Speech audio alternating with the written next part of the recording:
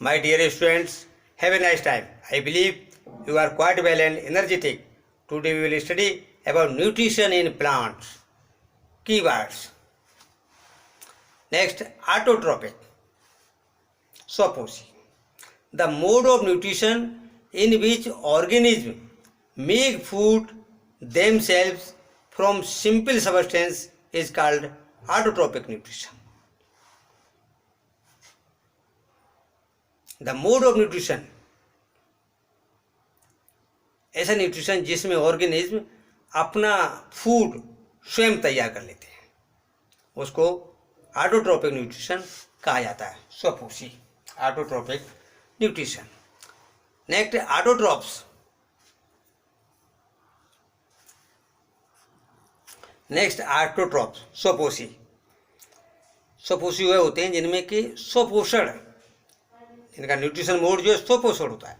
Autotrophs, the organism which make their own food are called autotrophs. Plants are called autotrophs. Plants अपना, green plants अपना food जो है स्वयं तैयार कर लेते हैं, इसलिए इनको स्वपोषी कहते हैं, ऑटोट्रॉप्स. नेक्स्ट है हेटरोट्रॉप्स, विषमपोषी.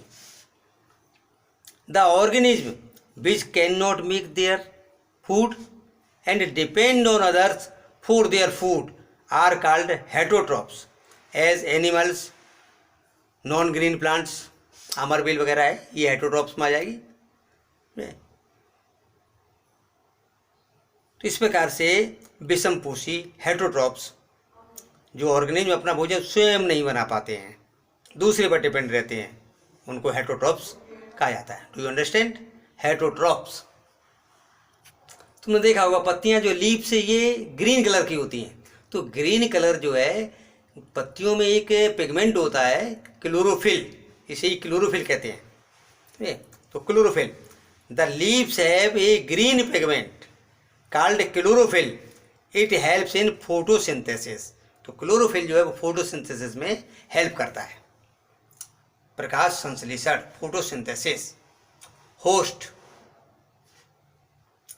नेक्स्ट है the organism that provides nutrients to another organism, parasite, is called host. इसको जो है होस्ट कहा जाता है, परपोषी, दूसरे का पोषण करने वाला. होस्ट क्या है? परपोषी है, जो दूसरे का पोषण करता है, अपना फूड जो है दूसरे को खिलाता है. तुमने देखा होगा बच्चों के पेट में कीड़े हो जाते हैं, बर्म्स हो जाते हैं, तो बच्चा जो भी भोजन टेकअप करता है उसको वो बर्फ खा जाते हैं, बच्चा कमज़ोर हो जाता है. ठीक है, तो बच्चा क्या कहलाएगा? होस्ट कहलाएगा, और वो कीड़े पैरासाइट कहलाएंगे. The organism that provides nutrients to another organism is called host. इस तुमने देखा कि अमरबेल है, अमरबेल जिस प्लांट पर फैलती है तो उस प्लांट को, उस ट्री को होस्ट कहते हैं, परपोषी. Next nutrients. न्यूट्रिएंट्स, तो न्यूट्रिएंट्स जो है वो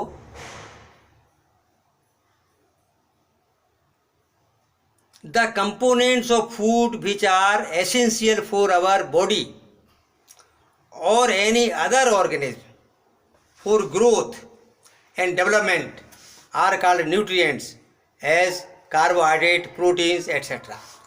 तो वो सब्सटेंस जो हमारी बॉडी के लिए, ग्रोथ के लिए आवश्यक होते हैं, उनको न्यूट्रिएंट कहा जाता है, पोषक पदार्थ. न्यूट्रिएंट क्या है?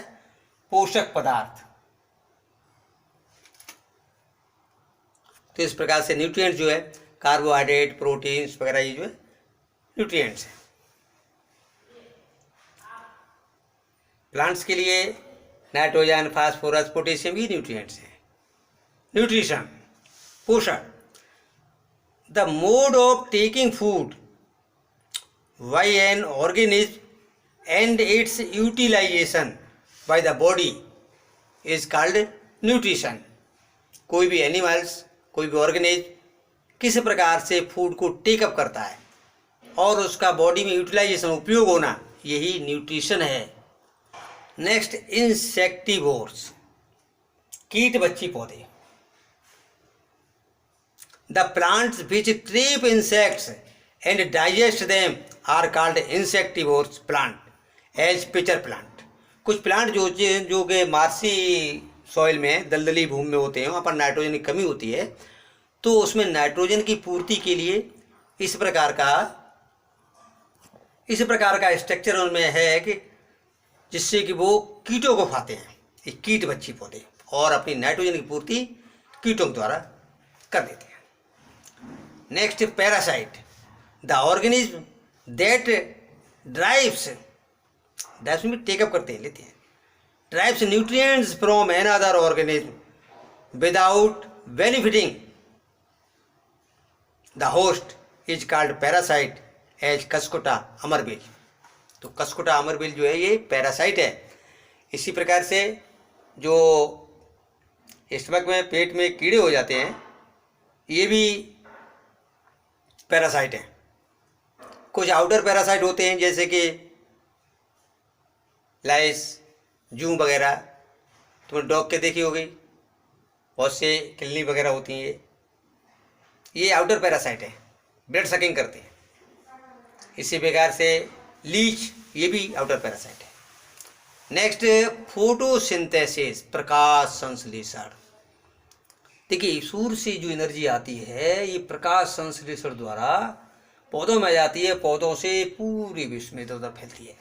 तो क्या ये photosynthesis, the process in which the green plants make their food in the presence of sunlight is called photosynthesis.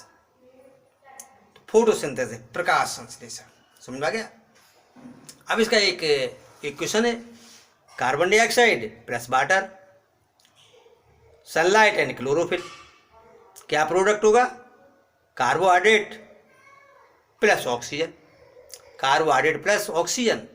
तो देखिए, जो एटमॉस्फेयर की कार्बन डाइऑक्साइड है उसका पौधे उपयोग करते हैं और वाटर का उपयोग करते हैं। प्रेजेंस होती है सनलाइट एंड क्लोरोफिल, और इन सबसे ये कार्बन डाइऑक्साइड वाटर किस में कन्वर्ट हो जाता है? कार्बोहाइड्रेट, ग्लूकोज वगैरह इसमें कन्वर्ट होता है, और ऑक्सीजन रिलीज होती है। इसलिए कहा जाता है कि प्लांट्स जो है अधिक से अधिक लगाना चाहिए, वृक्षारोपण करना चाहिए, जिससे कि ऑक्सीजन वातावरण में बैलेंस बना रहे। समझे?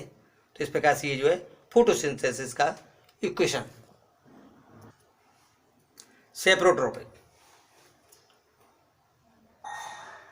मृतोपजीवी पोषण, saprotrophic, the mode of nutrition in which organism take in nutrients in the solution form from dead and decaying matter is called saprotropic nutrition as in fungi।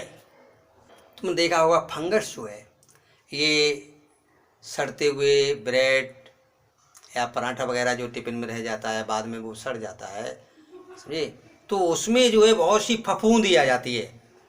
तो इसका जो है डेड एंड डिकेइंग पार्ट से ही अपना food लेते हैं। So these are called saprotrophic, मृतोपजीवी। क्या है? मृतोपजीवी पोषण। नेक्स्ट, सेप्रोट्रॉप्स, मृतजीवी, जो मृत पर डिपेंड करते हैं, मृत पर अपना भोजन लेते हैं।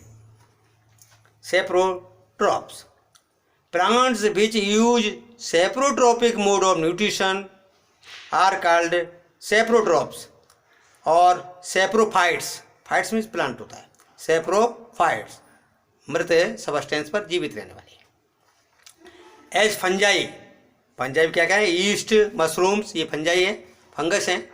तो इस प्रकार से ये सेप्रोट्रॉप्स।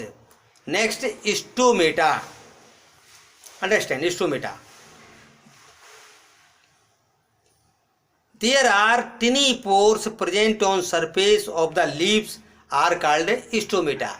लीव्स पर बहुत सारे टिनी पोर्स होते हैं, उनको ही स्टोमेटा कहते हैं। Stomata are surrounded by guard cells. तो स्टोमेटा जो है रक्षक कोशिकाएं, गार्ड सेल्स क्या होती है? रक्षक कोशिकाओं द्वारा ये सराउंडेड होते हैं। Next, function of stomata, gaseous exchange and transpiration. तो gaseous exchange and transpiration, these are the two functions of stomata. देखिए, यहाँ पर गैसियस एक्सचेंज में CO2 लेना, टेकअप करना, ऑक्सीजन रिलीज करना, तो ये गैसियस एक्सचेंज। इसी प्रकार रेस्पिरेशन में O2 लेना, CO2 निकालना, फोटोसिंथेसिस में CO2 लेना, CO2 क्या है? Carbon dioxide. तो इस प्रकार से ये गैसियस एक्सचेंज इन्हीं पोर्स द्वारा होता है, रन द्वारा होता है। ट्रांसपायरेशन होता है, जो वाटर है वो वेपोराइज्ड हो जाता है पत्तियों द्वारा। वाटर इन्हीं स्टोमेटा के द्वारा वाष्प में बदलता रहता है। ये चीज़ से प्लांट जो है पानी को एब्जॉर्ब करते रहते हैं, वाटर को एब्जॉर्ब करते हैं, और पत्तियां जो है इसको जो है रिलीज करती रहती हैं। ट्रांसपायरेशन, ये प्रोसेस ट्रांसपायरेशन है। और प्लांट देखिए धूप में हरा भरा बना रहता है। क्यों नहीं सूखता? क्योंकि नीचे से वाटर जो है वो पत्तियों द्वारा ट्रांसपायर्ड किया जाता है, वाष्पोत्सर्जन, और पत्तियों पर उस हीट का असर नहीं पड़ता है। तो इस प्रकार से these are functions of stomata. तो इस प्रकार से मन लगा करके पढ़ेंगे और अपने समय का पूरा उपयोग करेंगे। अपने समय का पूरा उपयोग यूजफुल वर्क में, सोचिए कौन सा यूजफुल वर्क है, उसमें अपना उपयोग करिए। ठीक, तो please subscribe once and share. यदि अभी तक इस चैनल सब्सक्राइब नहीं किया तो अवश्य सब्सक्राइब करें। सब्सक्राइब कर दिया तो एक ही बार सब्सक्राइब करना है, जिससे कि जो वीडियो अपलोड हो तुम्हारे पास पहुंच जाए। शेयर, अपने साथियों को शेयर कर सकते हैं। Best of luck. ओके।